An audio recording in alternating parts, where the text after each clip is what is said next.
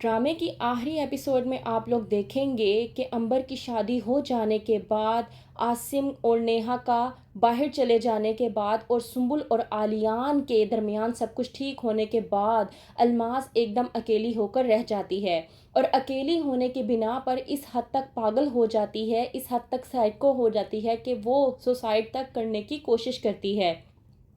जाने से पहले अंबर नेहा अपनी माँ अल्मास से बात करते हैं और कहते हैं कि वो भी उनके साथ चलें। आखिरकार वो यहाँ अकेली रहकर क्या करेंगी, लेकिन अल्मास अंबर और नेहा और आसिम की कोई बात नहीं सुनती और कहती है कि अच्छा है ना कि तुम लोग यहाँ से चले जाओ, मैं यहाँ पर अकेली रहूँगी। वैसे भी सारी ज़िंदगी मैंने जो इतनी मेहनत करके तुम लोगों को खिलाया पिलाया, तुम लोगों के लिए इतना कुछ किया, उस पे मुझे क्या अंजाम मिला? कुछ भी तो नहीं। अच्छा है कि तुम लोग यहाँ से चले जाओ, मैं यहाँ पर अकेली रहूँगी, अपनी ज़िंदगी गुजारूँगी।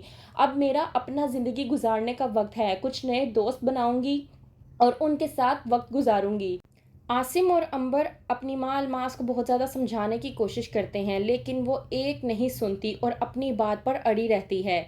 वहीं पर दूसरी तरफ नासिर, जो कि अंबर को पसंद करने लगा है और वो जानता है कि अंबर ने अपनी ज़िंदगी में बहुत सी तकलीफ़ों को बर्दाश्त किया है, इसलिए वो चाहता है कि वो अंबर से शादी करे।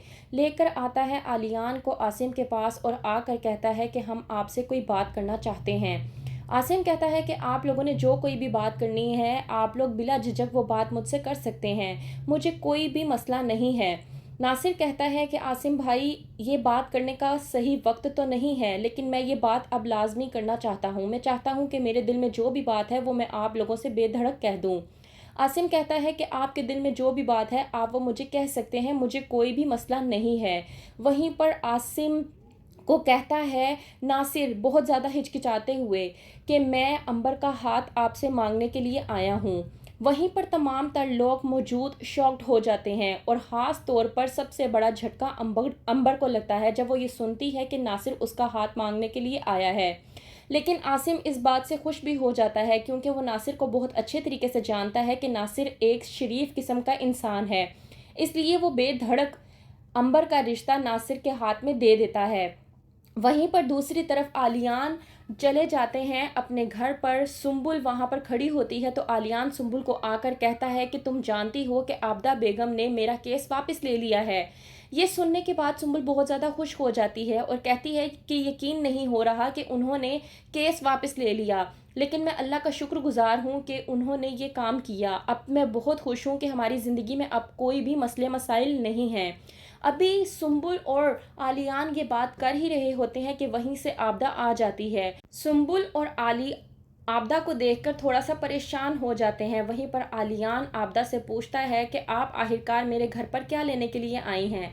दरअसल आबदा आती है सुंबुल और आली से माफ़ी मांगने के लिए, क्योंकि उसके बेटे को पूरी तरह से कैद हो चुकी है और वो कभी भी जेल से बाहर नहीं आ सकता और उसको इस बात की समझ लग चुकी है कि उसके बेटे ने निशा के साथ जो कुछ भी गलत किया था वो उसकी सज़ा भुगत रहा है।